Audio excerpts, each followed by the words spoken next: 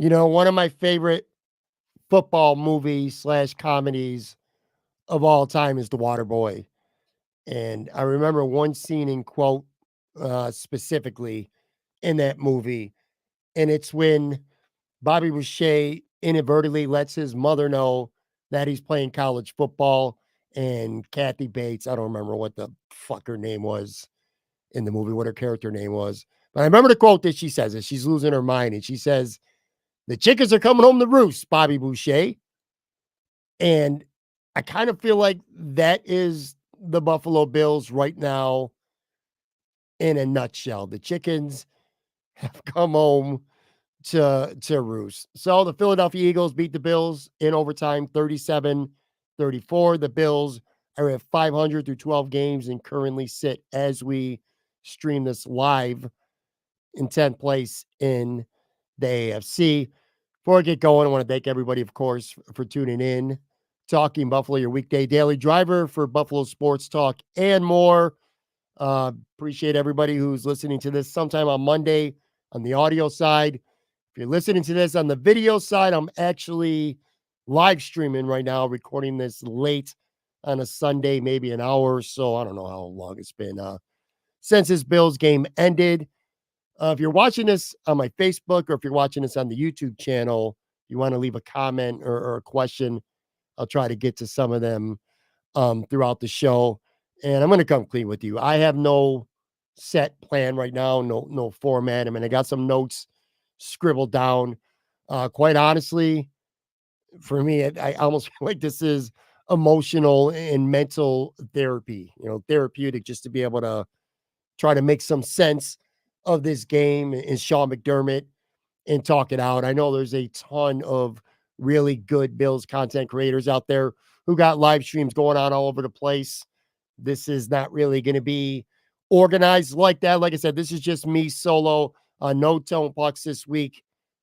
On the official injury report, Tone Bucks has a sore throat. On the unofficial report, according to sources, and them sources being him being at the game or at my house watching the game with me, I think he's pretty disgusted right now. In fact, he left before the game was even over. But anyway, so before the day of a game, when you're a content creator, you kind of go over both scenarios, whether you win, whether you lose, and you kind of have an angle to attack no matter which way it goes.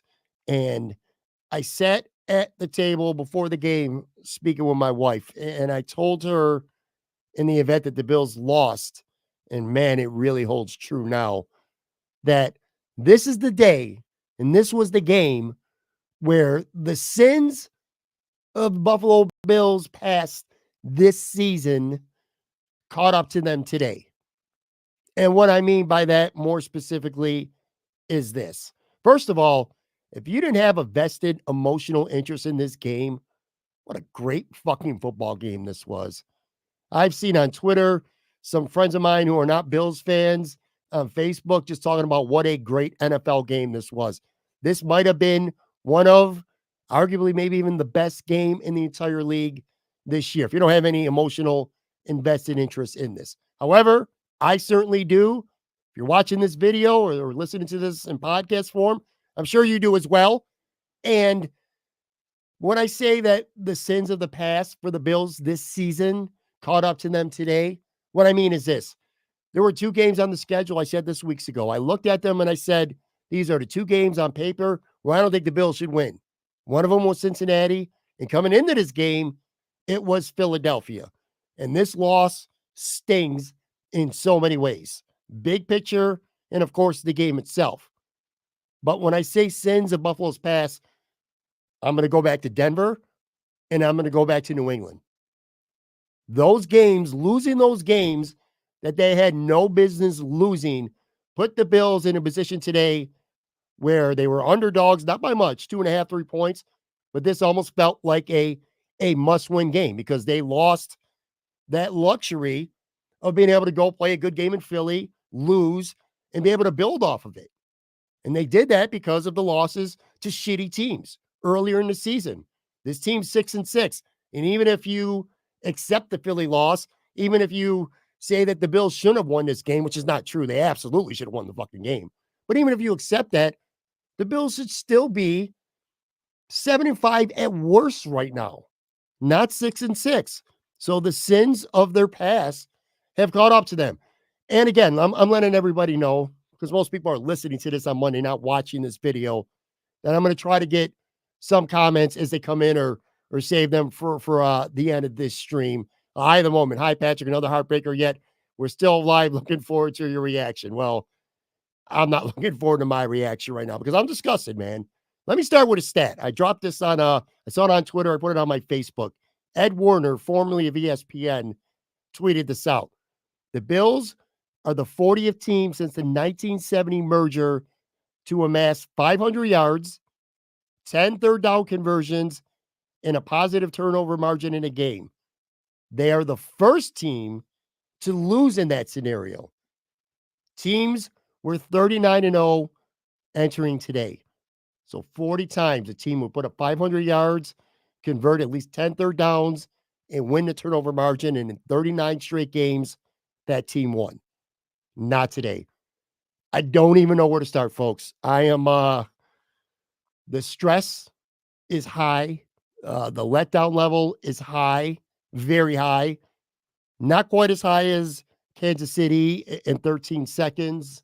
I don't think any Bills loss will ever reach that proportion for me, because I'll always believe in my heart of hearts, if the Bills don't gag away 13 seconds, they beat Cincinnati at home, they go to the Super Bowl that year and maybe win it.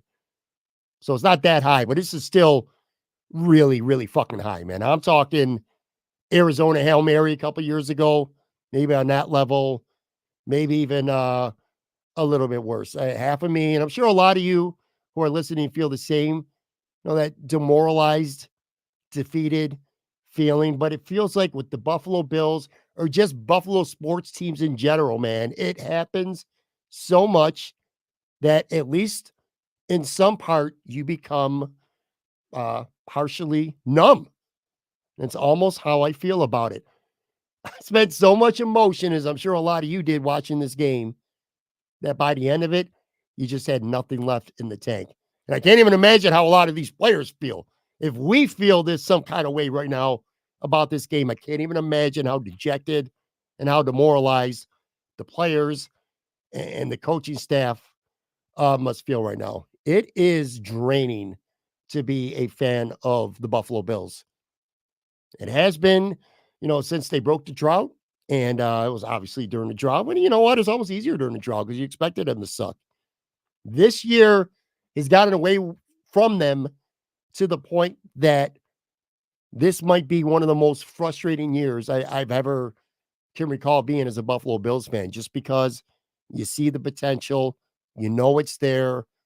I think the Bills at worst are one of the 2 or 3 best teams in the AFC, but it's almost, not quite, but almost a lock that this is going to be a team that probably doesn't even make the playoffs.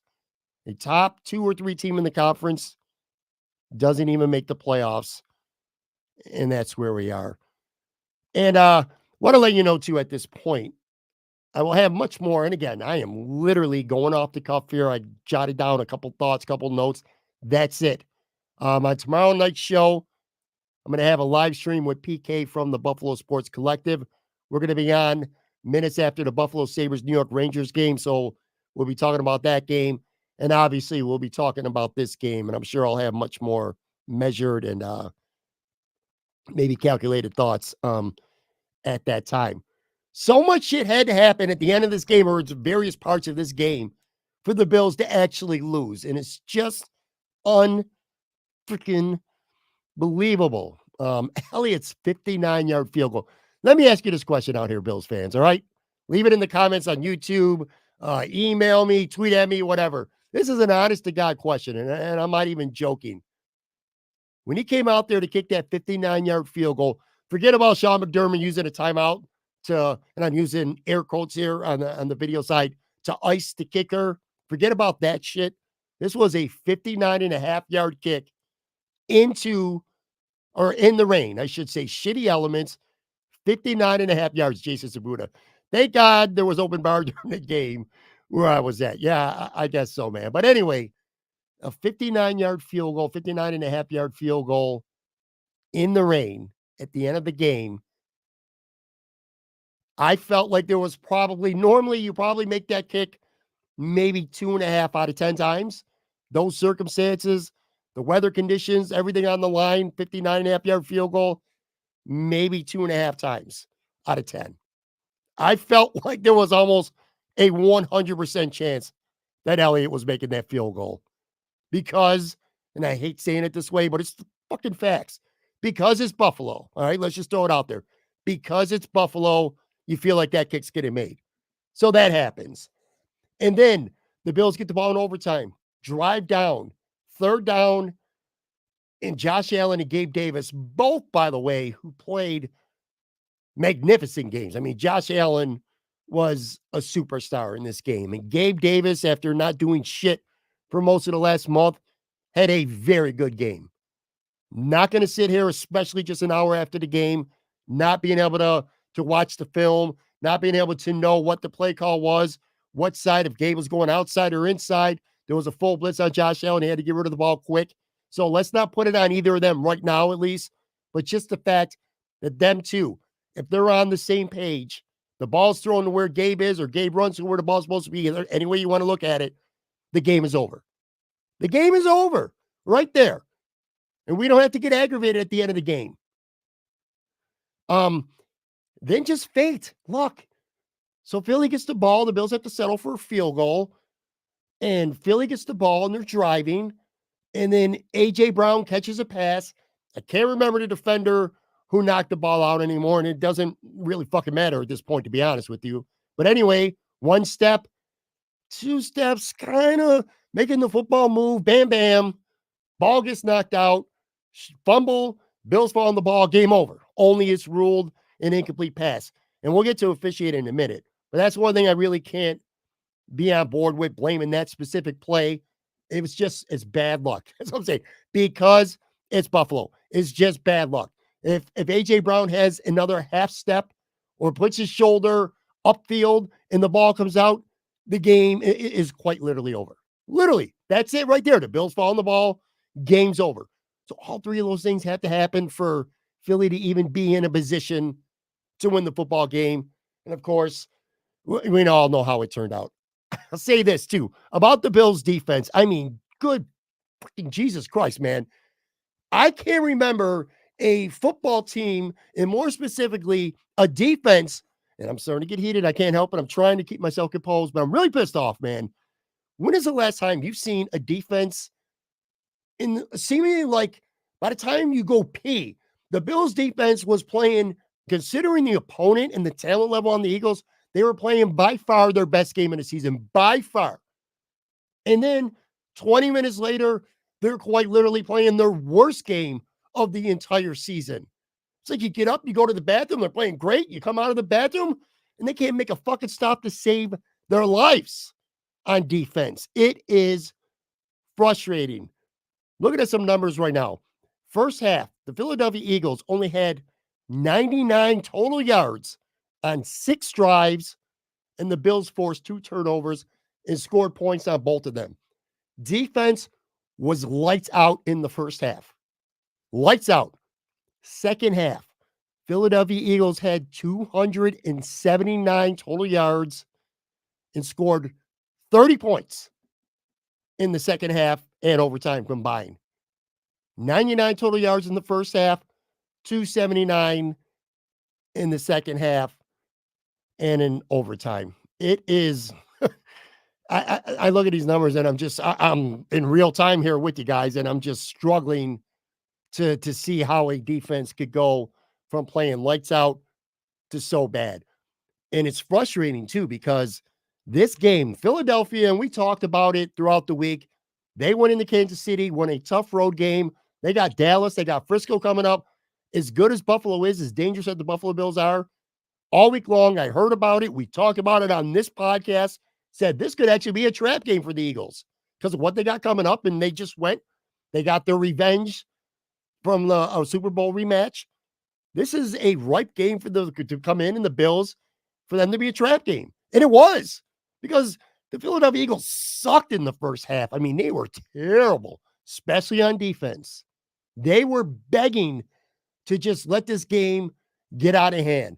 Their fans were booing the shit out of them, booing the shit out of them, and the Bills couldn't put it away. And Philadelphia hung around just long enough to keep when the game's close in the second half to get rolling. And they're a winning team. They know how to win games. They close out games.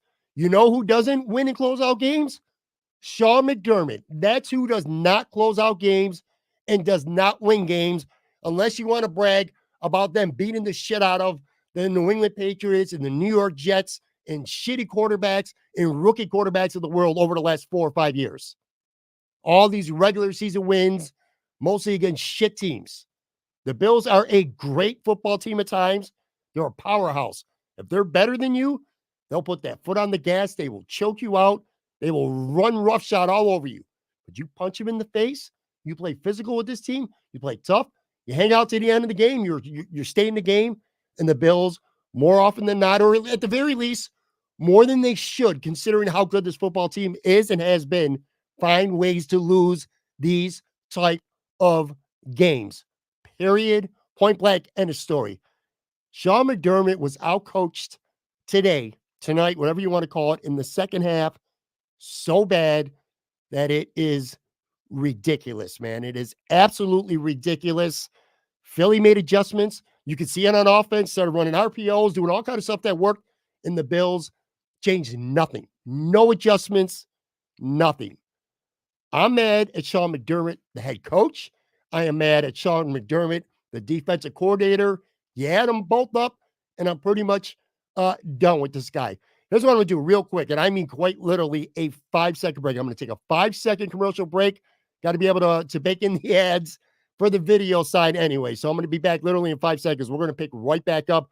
I do see a bunch of comments that are coming in too. Like I said, I'm by myself here trying to read through these and kind of keep up with my notes. But anyway, like I said, I'm taking like literally a 5-second break, come back, and I got some pretty heated takes about Sean McDermott, who I think is the single biggest reason why the Bills lost this game and the season is now on the brink.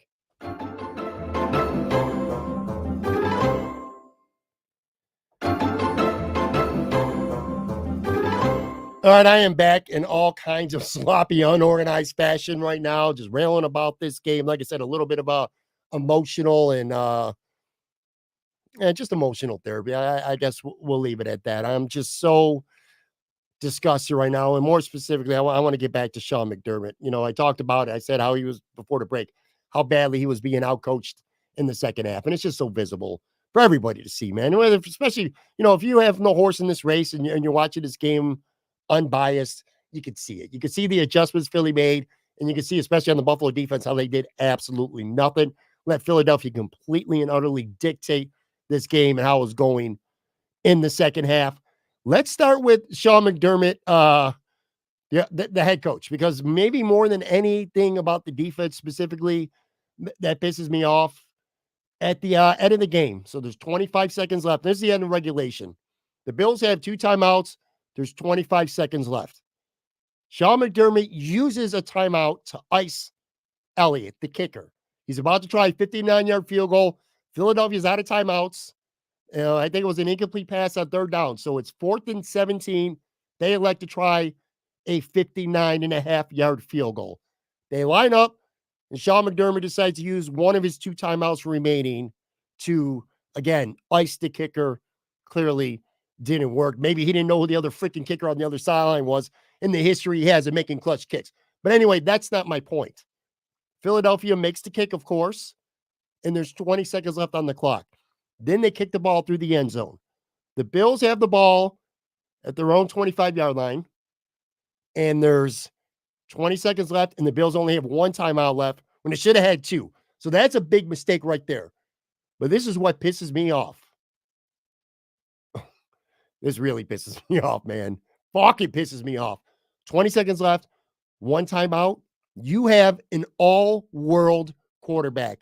If there's a list of maybe 3 quarterbacks, 4 quarterbacks in the NFL that could get a team, especially if you have 2 timeouts, 35, 40 yards and put yourself in a position, best case to have a long field goal, worst case, at least close enough to throw a Hail Mary to try to win a game in regulation. Either or.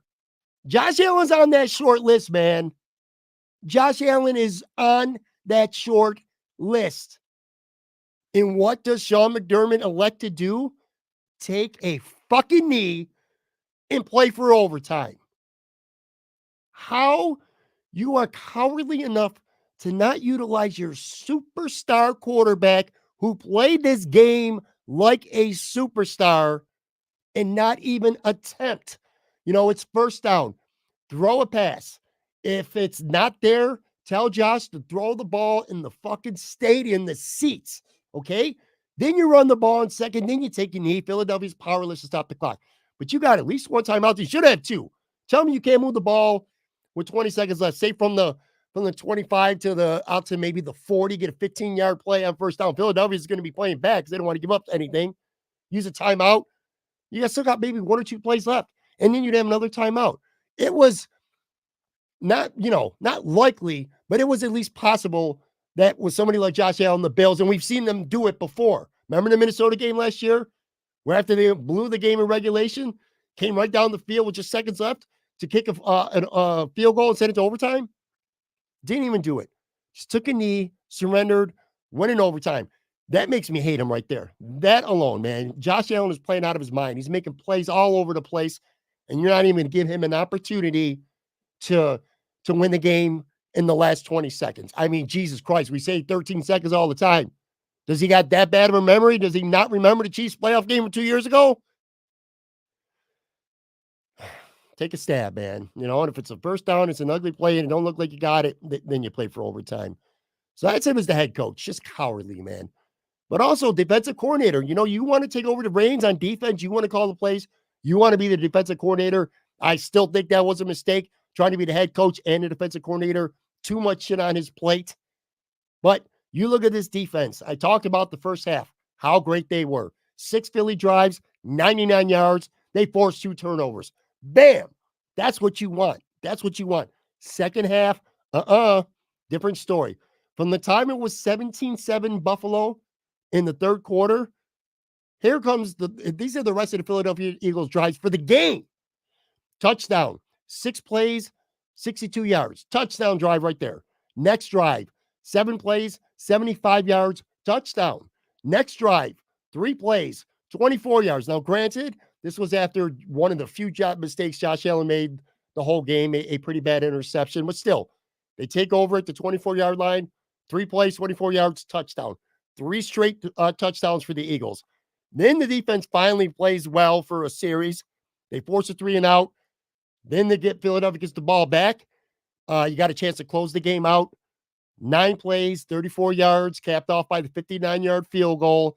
Then the Bills kick a field goal. Got a chance to win the game if they can make a stop. But no, Philadelphia, 9 plays, 75-yard touchdown drive. And by the way, when Gabe Davis and Josh Allen weren't on the same page and the Bills settled for a field goal, I think we all kind of knew where this shit was ending. And of course, that is exactly how it played out. But anyway, this defense got chewed up and spit out in the second half. And here's the worst part. I said, talk about the chickens coming home to roost jokingly at the beginning. And I talked about the Bills today paid for their sins of this season. And this is now not 1, not 2, 3 times this season, 3 times in 12 games, the Buffalo Bills, whether the offense played good, like today, or like complete shit, like they did for most of the Denver game and most of the New England game. 3 times this season, the Buffalo Bills have scored a touchdown with under 2 minutes left to take a lead. And in those 3 games, 3 times the Buffalo Bills defense needing 1 stop to close the game out, didn't make that stop. Not once. The Bills are 0-3 this season when they score a touchdown with under 2 minutes left to take a 1-score lead. Today, Philly, they take a 3-point lead on a touchdown with a minute 52 left in the game. Philly ties it up at the end, and they win in overtime. Earlier, 2 weeks ago, the Bills scored a touchdown. They take a 1-point lead against Denver with a minute 55 left. Denver goes down the field, kicks a field goal, wins the game. Then the New England Patriots game, the Bills played like ass most of that game. But at the end of the day, Josh Allen scores a touchdown. The Bills take a 3-point lead with a minute 58 left. New England gets the ball, 8 plays, 75 yards, game-winning touchdown pass. 3 times the Bills had an opportunity to close out one-score games by scoring a touchdown and take the lead inside 2 minutes. 3 times they lost. What's the Bills' record this year, folks? 6-6. Bills close those games out. What's their record? 9-3. Even if you want to say Philly's just a great team and they find a way to win, okay, I'll give you that. That's 2 out of 3 games. Worst case, the Bills are 8-4. Worst case. Sean McDermott is, I'll never forgive Sean McDermott for Kansas City for 13 seconds. I'm never going to.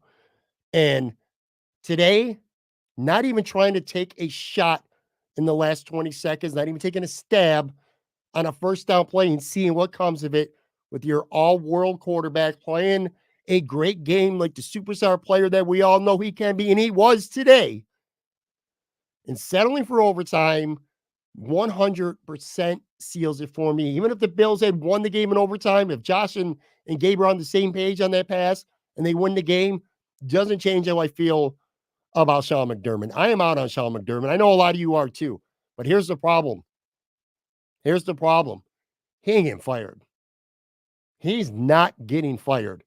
I'll tell you right now, the Bills, let's just say they finish 9-8, even 8-9. He's not getting fired. Number one, he got an extension. He signed through 2027. Pegula ain't eating all that money. Okay, that's number one. To sell, or try to sell, I should say, the media and the fans, if you're Terry Pegula and Sean McDermott staying, outwardly sounds like an easy sell.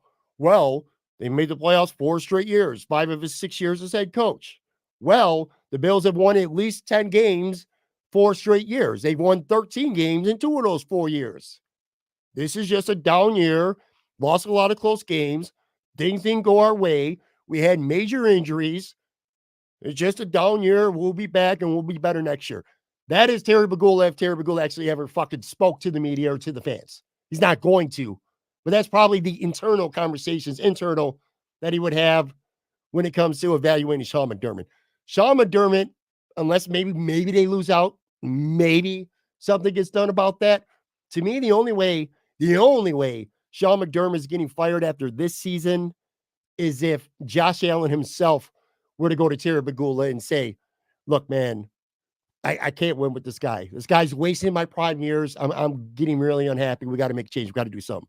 Maybe if Josh Allen himself goes to Terry Pegula personally, maybe that results in Sean McDermott getting fired. I don't see that happening. So therefore, I don't see any scenario where Sean McDermott, whether you like it or not, and most of us don't like it at this point, and I don't blame you, he's not going anywhere. Now, look, at the same time, too, you can blame Sean McDermott for a lot, and I certainly do. I mean, the blitzes, when he blitzes, it doesn't work, and then he's just sitting back and just allowing. I know one play in overtime when Philly scored on the touchdown, the winning drive for the touchdown, it was 3rd and 4, and it was on the outskirts of a pretty long field goal. And Sean McDermott, I think, was so worried about getting beat deep for a touchdown that he basically allowed a free 3rd and 4 conversion, which kept the chains moving. Of course, Philly ultimately scored. But at the end of the day, too, and I say this all the time about coaching, you can only do so much as coaches. To me, a good coach has you prepared. A good coach will make right decisions in crunch time. Doesn't let his team come out flat. And then Sean McDermott's guilty of a lot of this shit. But at the same token, players got to make freaking plays, too. And the Bills' defense, again, who was so good in the first half, was just as bad or even worse in the second half. And there's a couple guys, like, individually that I really wanted to, and I got in my notes here that I want to make sure I call out. Number one, Tyrell Dodson. I mean, God, low-hanging fruit in a way, I get it. He's not supposed to be the starter. Matt Milano's supposed to be the starter. And I said this on Twitter, and, maybe, and I kind of took a little bit of a beating for it because there's much bigger reasons. But I said, and I'm paraphrasing slightly, in my heart of hearts, and I truly do feel this, in my heart of hearts, forget about DeQuan or Trey White. Those injuries sucked. But if Matt Milano doesn't go down for the season and Matt Milano's on that field today, the Bills win that game. If Matt Milano's on the field for the Denver or New England game, even if they win one of those two games, Matt Milano being hurt is directly in the standings cost the Bills 2 victories because Tyrell Dodson ain't it. And I don't give a shit what his PFF grades say. He plays good at times. He had a good game last week against the Jets. See my point, though. You're playing Zach Wilson and the shitty-ass New York Jets offense.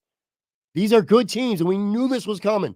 After playing all these chumpy offenses, we knew this was coming. The Bills are playing good offenses, and sure enough, Tyrell Dodson was terrible today. Out of position, missing plays. He's just not a good linebacker. He shouldn't be a starter, but he is. Another guy, very unpopular opinion, I'm sure. But Micah Hyde, man, I'm not liking what I'm seeing from Micah Hyde anymore. He looks a step slower. His instincts seem like they're going on him a little bit. That touchdown, I can't remember. It was number 13. I don't have the rosters in front of me. But that long touchdown, I thought Jalen Hurts was throwing the ball. He was scrambled out to the left, launched the ball towards the end zone. I thought he was throwing it through the end zone or under the sidelines. Turns out it's a touchdown. Micah Hyde got beat. Lost track of the ball. That was a huge play in the game. Just not seeing any real impact from Micah Hyde. I mean, this guy is an all-pro caliber player, and we're not seeing it. I know a lot of people out there are talking about the safeties or the secondary in general, saying, him and Jordan Poyer are washed. I'm not buying that about Jordan Poyer. I actually thought Jordan Poyer played pretty damn well today, but not the case for Micah Hyde. And then the last thing, and I'm sick of fucking talking about this at this point. Von Miller, what are we doing here? What are we doing with Von Miller? What are we doing? Because he's done nothing this season. 8 games now. 0 sacks. 0 sacks in 8 games. A handful of pressures. Did have one pressure today. Whiffed. Didn't bring him down. Now, to be fair, Jalen Hurts is not the easiest guy to bring down. I get that. But still, couple plays. I watched the game today. Shout out my boy Jason Lombine from California. He was at the house watching the game with me. My wife, my son, his girl, and Tone Bucks. Anyway, screaming at the TV one play. Von Miller just wasn't even hustling. Like, literally just looked like he took the play off. I'm like, this dude don't play enough fucking snaps to be taking plays off. There was another pass rush where he crashed inside, and I thought it was, I don't know. I thought at first maybe he was crashing into an Eagles blocker for some kind of loop on the outside. I was like, let's not prematurely bash the guy. But then I saw the video on Twitter. The only person he crashed into was Leonard Floyd, his teammate. Just, I don't know. At some point, you got to say to yourself, I know you want him back. You're paying him a fucking gazillion dollars, and he's under contract for next year. But my mindset is right now, if he's not one of the best 4 defensive ends on this roster as things stand right now, every rep he is out there, he's taken away from somebody on the sideline who should be in there, and there's a better chance that you're going to get more from that player. It is just maddening right now to see Von Miller continue to go out there, running around like it's fucking August, like it's week 2 of the preseason. I mean, this is a game the sense of urgency is through the roof. The Bills have to win this game. They have to win this game, and you got Von Miller out there. Maybe mentally, he's trying, not that he's not trying. It just physically looks like it's not even that he's not there. I don't even think he's close. He's like so far off. And it just looks like, at least on some snaps, that he's mailed it in. And we can talk about the end of the game, the touchdown, and the Gabe Davis, which should have been a touchdown. We could talk about all that shit. But at the end of the day, the biggest thing is there were so many missed opportunities in this game for the Bills that it should have came down to it. It was going to be a talking point early in the game because James Cook looked atrocious on the first 2 drives. He dropped the touchdown. That's obviously the big one. But also 2 times he was carrying the ball. I think once actually it was a run. The other time it was a pass out of the backfield. No physicality, wanted to get out of bounds, didn't want the contact, didn't want the smoke, didn't want to get to the sticks. And it was infuriating and obvious to see. And then he dropped the touchdown. Again, it was an early game talking point, but so much shit happened after that it kind of felt like not a big deal in a game with so many points, so many possessions. But, that was a big-time missed opportunity. Darius Slay, well, I'll get to him in a second. Tyler Bass, our kicker. 1 kick's blocked. All right, you can't put that on him. And not an easy kick, but he missed a 48-yarder. That came back to matter huge at the end of the Bills game. There are guys making 59-yarders with the game on the line. Tyler Bass is missing a 48-yard field goal. That was big. The Bills left 6 points on the board with 2 missed field goals, 1 miss, 1 block. And that was huge. And then obviously, like I talked about earlier, Josh Allen, Gabe Davis, miscommunication on an all-out Philly blitz, a hot replay. The communication wasn't there if it was. A lot of the shit we can talk about right now for the last half hour or so wouldn't even matter. And then I want to get to the point, and then I'm going to try to sift through some comments. I got a shitload of comments here on the feed. And again, thank you everybody for watching and for listening. I'm just rambling, no rhyme, no reason. But we'll have measured shows covering this game. And well, actually, the Bills are on a bye, but we'll have plenty of shows throughout the week. The officiating, man. Look, it was fucking atrocious. The officiating was atrocious. I know it's a fan's tendency to kind of blame too much on the officials. And I think in the aftermath in the next couple of days, that might be the case. Like, I don't think the Bills lost the game because of bad officiating per se, but it was atrocious. Bills, 11 penalties for 80 yards. Philly, just 4 for 30. I think the Bills had 10 of those 11 penalties actually in the first half. 10 penalties in one half of football. And you're still going to the locker room. You're up 17-7, which again, Philly, to me, they were begging to get their asses whooped. They were begging to let's just take our medicine this week. Let's get ready for Frisco and Dallas conference games that maybe they're treating with a little bit more urgency. But the Bills, in part because of the penalties, didn't take advantage of it. There's no way the Bills should not have went into that locker room on Sunday up no less than 3 scores, not 10 points. So to me, in a way, that was a little bit of an L for Buffalo. But anyway, just some really bad calls, quite frankly, going against the Bills. Some bullshit calls. Darius Slay, not 1, but 2 blatant pass interference penalties. And it's funny because the first one was I was sitting here with Tone Pucks watching it. And the first one was when he was, who's he covering? Trent Sherfield. And 100% pass interference. Doesn't get the call. Tony immediately says, well, look who the guy is. He's yelling. It's Darius Slay, a big name, and he's watching Sherfield. Of course, Sherfield's not going to get that call. Sure enough, later in the game, blatant pass interference penalty. And this time it was on Stephon Diggs, who ain't fucking Trent Sherfield. And he still didn't get the call either. And I mean, he literally grabbed at his jersey. That ended up mattering on that possession because the Bills would convert on a 3rd down regardless. But still, it's the point. How do you miss those calls?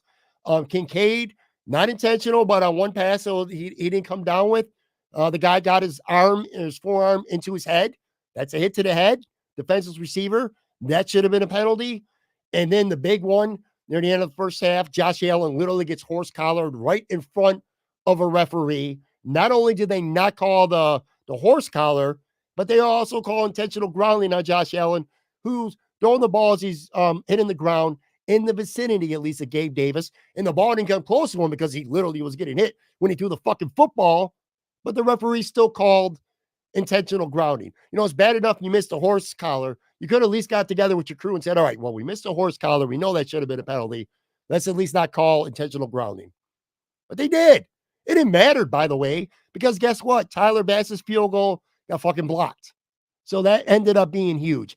The officiating was just out of this world. Horrible, man. It was terrible. A couple quick things before I get to a couple comments to end this. Josh Allen, to me, played like a superstar. 29-51, 339 yards, 2 touchdowns, 1 interception. It was a bad throw.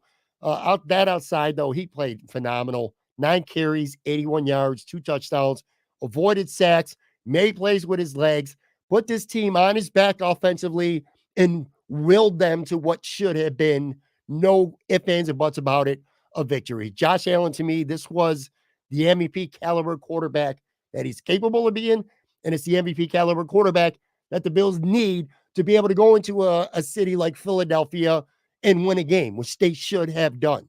Josh Allen was phenomenal. Gabe Davis, very, very good game for him. 6 catches for 105 yards and a touchdown. You know, Gabe Davis, and I talked about it earlier in the week with Joe Yurden. I said, yeah, I'm out on the Bills re-signing him. He's going to play out the season. He's going to go somewhere else. The Bills ain't going to pay him no more, like real money, nor should they. But he's also better than his non-existent stats have been. And I said there's going to come a time where the Bills are going to need 3 or 4 catches for 100 yards and a touchdown from Gabe Davis. Didn't necessarily expect it to be this week, but that's how it played out. Gabe Davis answered the bell. Stephon Diggs, 6 catches for 74 yards and a touchdown, a couple nice plays. To be fair, also had a couple drops. I think he's physically hurting a little bit. He was out on a couple third down plays. See him tugging at his shoulder a little bit. That's definitely going to be something to monitor. After that, not a lot of help. Khalil Shakir had a nice catch. By the way, Deontay Hardy, I think that experiment is pretty much over. He wasn't even active today. Andy Isabella was. Andy Isabella did nothing on offense. He was not primarily, he was exclusively used as a returner. Tell you one other guy. I bitched about a couple guys on defense individually.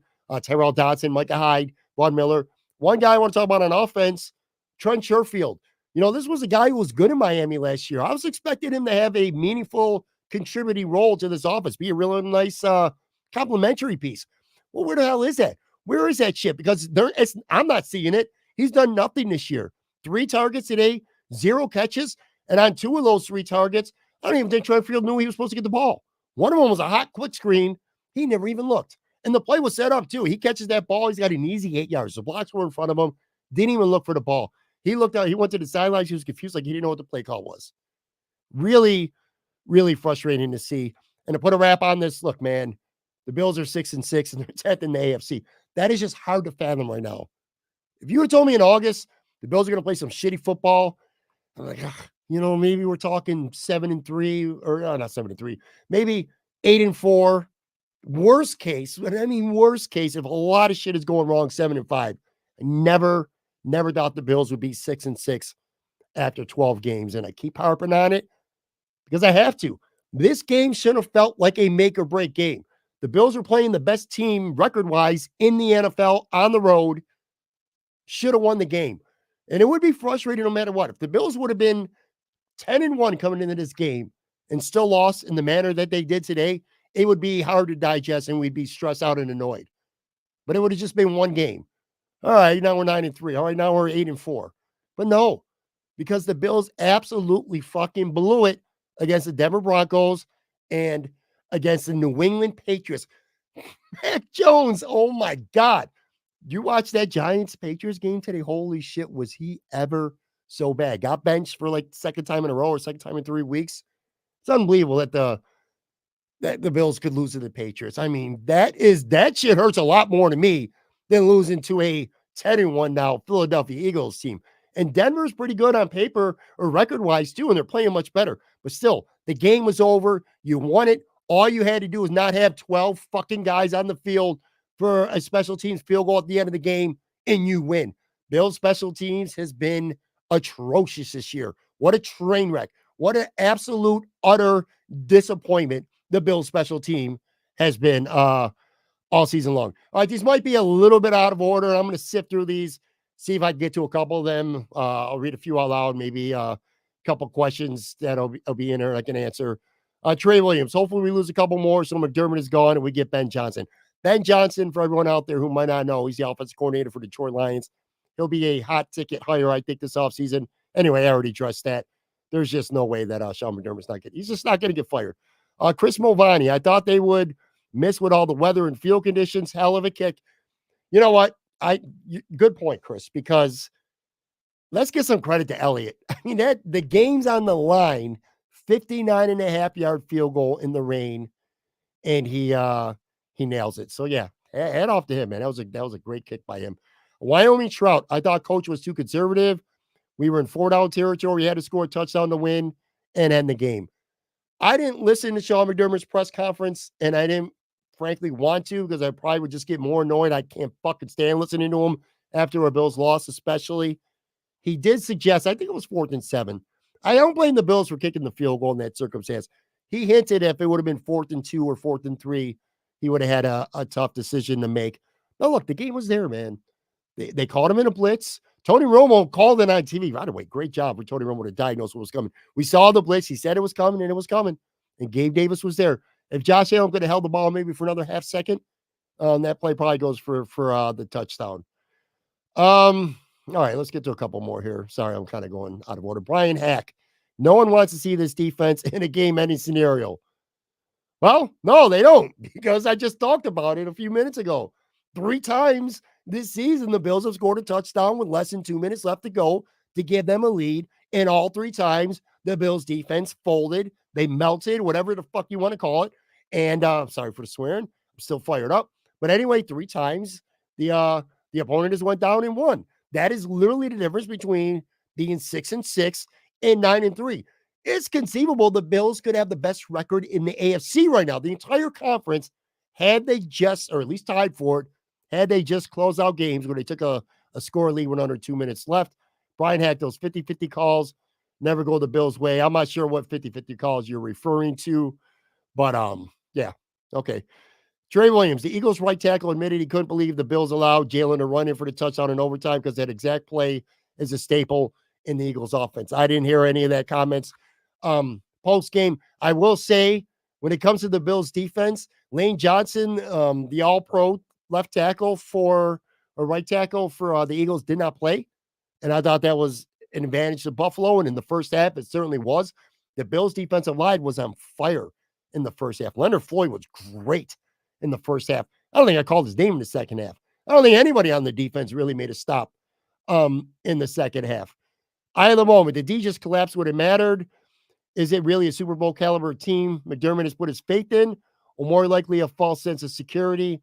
I do think this is a Super Bowl caliber team. I do.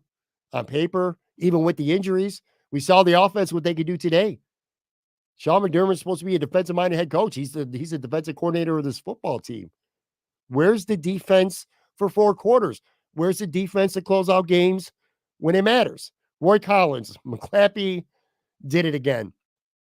I'll tell you what, and I could go through for probably another hour just running off some of these Sean McDermott comments that you guys are referring to on the live stream. Like I said, a lot of some people are listening to this live. Most people will be listening to this in podcast form or catch it on the video side on Monday. We got a couple more. Brian Hack, for a defensive head coach, he makes talking about Rex Ryan, look like a genius. Aaron McManus Moran, better known as my wife. The icing of the kicker was stupid. Yes, absolutely it was. He's a veteran kicker. You're not icing him. If he's a rookie kicker, if he's a practice squad kicker like from Houston, a guy who got brought up because your starter got hurt, then sure, maybe icing him, give him some time to think about it is the smart play. Was not the smart play here with a veteran like Elliott. And again, even if he makes that kick and you don't blow your timeout, you got 2 timeouts left instead of 1 in 20 seconds. Although, quite frankly, Sean McDermott could have had all 3 of his timeouts left and it wouldn't have mattered because I don't think he had the guts to try to have Josh Allen make a couple plays in 20 seconds and win the game. Even though Philadelphia was powerless to stop the clock if there was an incomplete pass on first and even second down as well. Just makes me sick to my stomach when I think about that. I, in the moment, totally gutless. He was worried Josh would turn it over. Yes. And the one thing I will say in defense, if you're a Sean McDermott stan, if there's any of you out there for whatever reason, and you want to have a fair, valid point on why the Bills took a knee at the very end in the last 20 seconds and didn't try to force overtime, or I should say force overtime instead of trying to win it, is Josh Allen, for as great as he's been this season, has had some terrible throws and some ugly turnovers. So if you really, really, really want to be objective, I suppose you could come to a conclusion. You could arrive at, well, if the Bills turn the ball over at the 30, 35-yard line, Philadelphia kicks a field goal, doesn't even get to overtime. But still, I got a superstar quarterback. The way he played today, the way he threw the ball, the way he ran with his legs, I think he deserved the opportunity. Chris Mulvine again. Do you think he was worried about Josh Allen? Allen just had a drive before that to do an easy interception, which gave Philly the lead. Yeah, well, I just kind of hit on that. It wasn't the drive before that. It was earlier, a couple drives before that. But yeah, it was Josh Allen's worst throw of the day. And I do think, in hindsight, again, I just said it. If I'm a Sean McDermott fan for whatever reason, uh, I think that maybe he was a little concerned about that. Didn't really say much after the game. I know he talked about Josh played well enough to win for the last 2 weeks. Anyway, Jorge De La Ria, he took over as coordinator, or Rua, I'm sorry. He took over as coordinator. This season proved to me he was responsible for 13 seconds. Of course he was. Talking about Kansas City in 2021. I've said this before. I've said this a lot of times. If you wanted to blame Leslie Frazier, and you think it was Leslie Frazier who was in the prevent defense in that playoff game a couple of years ago, Sean McDermott called not one, but two timeouts. And during those timeouts, he could have said, listen, this is not the defense we're playing. We're doing this. He's the fucking head coach, right? And he didn't. He didn't. So that's how Sean McDermott, just like the Denver game, we could kill Matthew Smiley, the Bills special teams coach, who, by the way, I still think deserves to be fired. He's not going to, but I think he just every bit as deserving as Ken Dorsey was. But even if Matthew Smiley has a field goal block call or keep the defense on, Sean McDermott called two timeouts on that last Denver drive over the last three plays. Could have made sure you're the head coach. You're responsible for all this shit. Make sure that you know that all the guys who are on the field know what's going on. 11 of them, or 11 did coming in, 5 went out, 6 came in. Leonard Floyd, no clue he was supposed to be out, and that's why the Bills ultimately lost that game. A couple more here. Roy Collins, I don't see Pegula paying him not to be here yet. Yeah, I agree. I said that earlier in the show. It's easy to justify. If you're Terry Pegula, you want to justify the wins over the last, during his entire tenure, 10 plus wins, 4 straight years, 4 straight playoff appearances, 13 wins 2 of the last 4 years. I don't see that there's going to be any way that he gets fired. Like I said, I think Josh Allen's the one guy who can get him fired. I don't think Brandon Beane has that stroke. I think Josh does. Don't see it happening, no. Brian Hack, the dude takes no responsibility for the end of these game failures. Got to check the tape. Yeah, I said that the Denver game absolutely exploded at Sean McDermott because he threw his offense under the bus and praised his defense to the end of the earth. The same defense now that for the 20th time has failed to protect a lead inside the final 2 minutes of a game. Aaron, again, don't matter. You take your shot with him. It's momentum. I am not comparing by any means, but it's Tom Brady taking a knee there in third eye roll. If Tom Brady or Patrick Mahomes is the quarterback of the Buffalo Bills and Sean McDermott is the head coach, he's probably taking a knee. John Savani, Josh is at least healthy. We lost Joe and are done. Chris, again, one more time. We don't have Tom Brady. Allen isn't playing like he was last year. Okay. I have the moment. Wow, that's a damning stat. 0-3 and 1-score losses after scoring a touchdown in the final 2 minutes. Wow. Yeah. Look, when you examine this year in its totality, they played 12 games. They're 6-6. And even if you're bound to lose a game in the final, the opponent's final possession happens once in a while. But if you win 2 of those 3, what are you? What are they right now? So they're 6-6. Give them 2 more wins. They're 8-4. 8-4. If they could just close out 2 of those 3 games right there. Michael Vino, damn, when you put it like that, I'm kind of pissed now. I don't know what he's talking about again. I'm not getting into these comments later, but there's a lot to be pissed at for this football game. Rodney Mazzarella, the closer Von Miller has never materialized. Great teams close on defense. Great point. Great point. I know how badly we want Von Miller to be that closer. He was that closer. I'll never, ever, ever, ever bash Brandon Beane for rolling the dice and signing Von Miller. Von Miller is that closer. He's been that closer for his entire career. That's why he is a absolute lock, first ballot Hall of Famer. And in fairness, last season, his first with the Bills before Thanksgiving, he had 8 sacks before Thanksgiving. Then he tore his ACL. He's trying to come back. It's not there. First of all, the Bills cannot cut Von Miller because the contract is outrageous. They can't cut him. But at this point, I'm highly considering shutting him down. Get the offseason, continue to work, come to training camp 100%, and maybe, just maybe, we'll see the old Von Miller. I don't see it happening this year, but sure. If Von Miller could get a sack on that last drive, maybe the game's over then. Leonard Floyd, who played so good in the first half, God, he was so good. So good. Did nothing in the second half. Leonard Floyd has been, for this season, what we wanted Von Miller to be. Unfortunately, it just wasn't there when it comes to that. Where was Pretty Boy Von in this game? Look, I understand some fans, too, are starting to get frustrated with Von because he's not doing anything on the field, not from a lack of wanting to. It's just physically he's not there. But it's also, you get annoying to hear him talking every week. Like, he's one of the guys who talks to the media every week, and he is articulate, but I don't know. Kind of like Russ Wilson, I'm sure last year, a lot of fans in Denver got sick of hearing Russ Wilson talking so positive when the team was sucking. Kind of feel like that's almost where it's getting at when it comes to Bills fans listening to Von Miller. Not to mention, talking shit that Odell Beckham Jr. was going to sign here, that DeAndre Hopkins was going to get traded here, that, you're taking a picture at the gym with Derrick Henry and it seems like Derrick Henry is going to come to the Buffalo Bills, stuff like that. Just ridiculous predictions that never materialized. Somebody said Fred Miller's washed. He's washed for this year. I don't know if his career's over. Again, maybe with an off season. And in fairness to him, it's only been about a calendar year since he tore that ACL. Maybe he'll be maybe he'll never be what he was pre ACL, but I think he's certainly a lot better than what we're seeing this year, which is absolutely nothing. Mike again, he says he's going to be the same as Marvin Lewis treatment, like he was with the Bengals.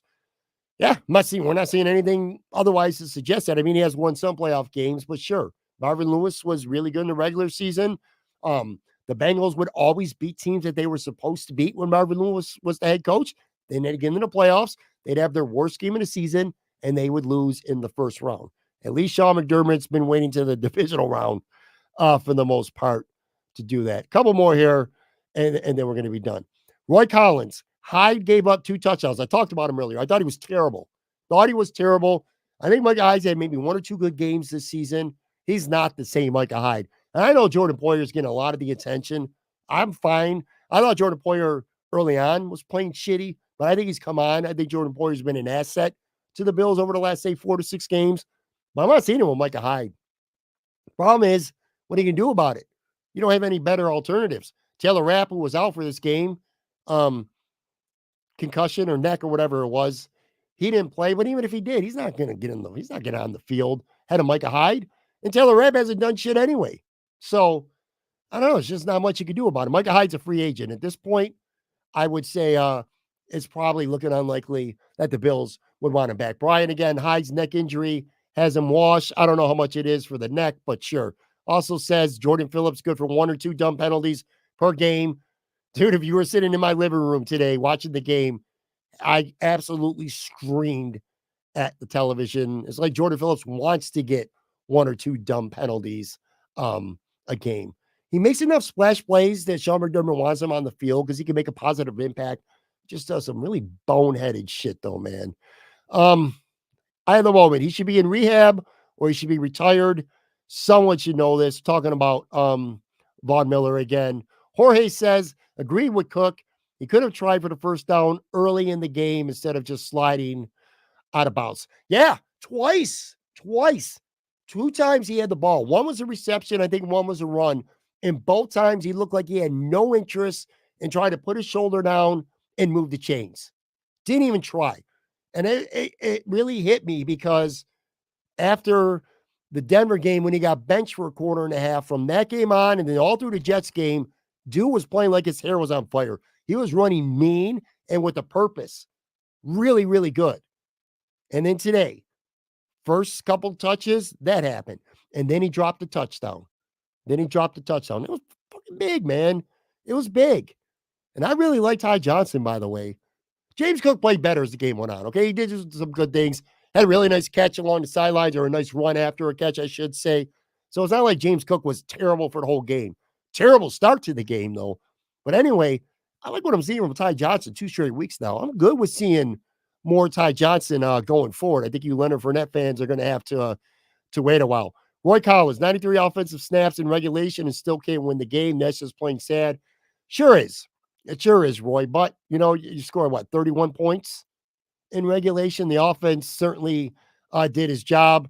Jorge Sherfield fucking sucked today. He did. And I'm a big Sherfield guy. I really am. I was really happy when he came over from Miami. I thought he would have a much bigger role on this team, but he ain't doing shit. Deontay Hardy, both their free agent signings, neither of them are doing shit. Deontay Hardy wasn't even active today. He was a healthy scratch. Trent Sherfield, the way he's looking, he could be a healthy scratch next week, for all we know. Ryan Anderson, typical Buffalo, get a lead and we go to prevent. Yeah. Well, they tried to blitz once. I think it was Jordan Poyer. He got picked up. The problem with Sean McDermott is he'll get beat with something and then he's afraid to try it again, like afraid of failure. But that 3rd and 4 play where in overtime, where they just literally surrendered the first down to keep the chains moving because maybe they were scared if they brought the pressure, Jalen would go over the top and they would end the game that way. It was just infuriating as a Bills fan. Um, I can't even pronounce this person's name. A coach is coaching not to lose, and those vibes rub off his players. 100%. 100% agree with you. Jorge, I saw Rocky 1 through 6. All the same shit with the Bills. Okay. Another one. Josh Allen's the next John Elway. Our coach is literally a liability. Sure, he's a liability. I've been saying that for a couple weeks, and a lot of fans are as well. All that matters, I guess, is Terry Pegula and whether he thinks he's a liability. It depends what his liability is. I've said this. Look, if you're the Chicago Bears, let's just for the sake of fun pretend Sean McDermott gets fired. Let's just pretend that. If you're the Chicago Bears, if you're the Carolina Panthers, and I know Sean would love that shit, but if you're a team like that, you're the Washington Commanders, and you're a floundering team going nowhere with no identity, Sean McDermott's the kind of coach you want because he will take a shit team and he will build a culture in that locker room. He will build leadership. He will make a bad team a better team and a better team a good team. He'll get you to the playoffs. Someone said earlier, he's kind of like Marvin Lewis or Marty Schottenheimer. And I know a lot of smart people out there will throw stats out there that Marty Schottenheimer was a lot worse in the playoffs than Sean McDermott. That's not my point. My point is they're the kind of coaches who you feel like they can get you, they can build you a team, build a culture, get you to a point. But now it comes to a time where you got to get over that hump. Only certain coaches can get you over the hump. And Sean McDermott doesn't look like he's that guy. And the worst part is if he gets 2, 3 more years to get the Bills over the hump and he doesn't succeed, guess what's happened, folks? You just wasted the prime years of your all-world quarterback, Josh Allen. You wasted them with a head coach who just gags in big moments and can't get you over the hump. Curtis Dorland, hate to kneel at the end of regulation, playing like EJ Manuel's our quarterback. Agreed. Address that. Sith happens. I pee in pools. All right, that's good to know. Aaron, Chris Mulvadi again, not comparing, but saying mentality isn't there. It's not a McDermott move, and that is the problem. Running out of comments here, or I should say running out of time. I'm trying to get to a couple other ones here. Random Anton. Hurts comes up big in crunch time. Great point. They were garbage in the first half. I think, what was the stat now? 3 or 4 times the Eagles have been outgained by 100 yards this season, and they've won all those games. They're a good team that knows how to win. Jalen Hurts makes plays when they matter, and that's not to suggest that Josh Allen doesn't or can't. I'm not saying Jalen Hurts is a better quarterback than Josh Allen because guess what? He's not. He's not. He's not. But the Eagles find a way to win, and Jalen Hurts is a big reason why. Roy Collins, I guess we're not getting off this Trent Sherfield. For a guy who only had 3 targets and no catches, we spent a lot of time on his podcast talking about him, but Roy Collins might as well cut Sherfield this time. One of the wide receivers off the practice squad. Doesn't even matter. Random Anton again, keep the stats. I'll take the wins. Can't argue with you there. No, you know what? I appreciate all the comments. I appreciate everybody who's watching on the video side anyway. Appreciate you checking out the live stream. Again, for the majority of you, you'll be listening to this or watching this sometime on Monday. I appreciate you as well. Not going to sit here and say that I feel better because I'm still fucking annoyed. It is hard to stomach that the Buffalo Bills, with as much talent and a quarterback as good as Josh Allen and an elite wide receiver like Stephon Diggs and some of these other star players on this football team, it is hard to fathom that the Bills are 6-6. And the reality is this might be one of the better on paper non-playoff teams that we've seen in a long time. You can make a very fair and reasonable argument, especially with Joe Burrow done for the season, that the Bills are probably at worst the 3rd best team in this conference. And there's a great chance that we're not going to get to find out what they can do in the playoffs because they ain't going to be there because you fucking lose 1-score games when you have a lead inside 2 minutes. Not once, not twice, but 3 times this year. That is quite literally the difference in this season. Bottom line is this, going into this game, and it hasn't changed. I said that I think, and this is my own opinion, but I think the Bills between Philly and Kansas City, I said you got to win one of those games. And then over the last 4, you got to win at least 3 of those 4. And they lost to Philly. So now, and they're going, the worst part too, What a shitty goddamn way to lose a football game and then have to sit on it for 2 weeks because the Bills are on a bye. Oh, that is the worst. That is the worst. No mistakes about this, folks. The Bills have to beat Kansas City. And the way the AFC is looking right now, Cleveland lost, so they got 4 losses. I think Houston's got 5. Pittsburgh's got 4. Bunch of teams right there with 5 or 6, including the Bills now with 6. 10 wins, 9 wins ain't getting into the playoffs. I can tell you that right now. So if the Bills go 3-2 over their last 5, they're not making the playoffs. Straight up. They go 4-1. That gets them to 10. And I think there's a decent chance I could see for sure 2 other teams in the AFC as wild cards getting to 10. Not quite sure about 3. The Bills are not looking good in wild card or tie-breaking scenarios.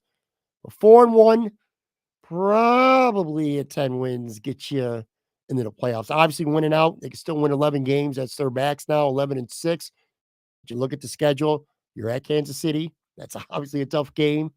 They're playing Dallas at home. Obviously a tough game.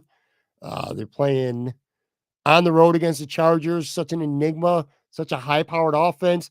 I don't know. In one way, I feel like the Bills could score 40 on them, but they might have to because I feel like the Chargers offense could drop 40 on a very porous Bills defense with a scared head coach as their defensive coordinator and a guy who doesn't know how to close out games. Then you got the shitty Patriots, which is the one game I think you can count on as a W. And then you end the season at Miami. Who knows if that game even matters? Who knows? Long, long uphill, tough road ahead for the Buffalo Bills.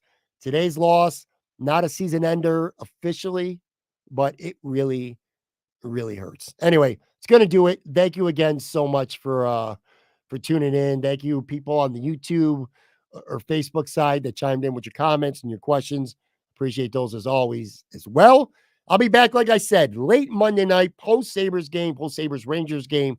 PK from the Buffalo Sports Collective. We'll go over the Sabres game. Plenty more on this game as well. Talk to you then.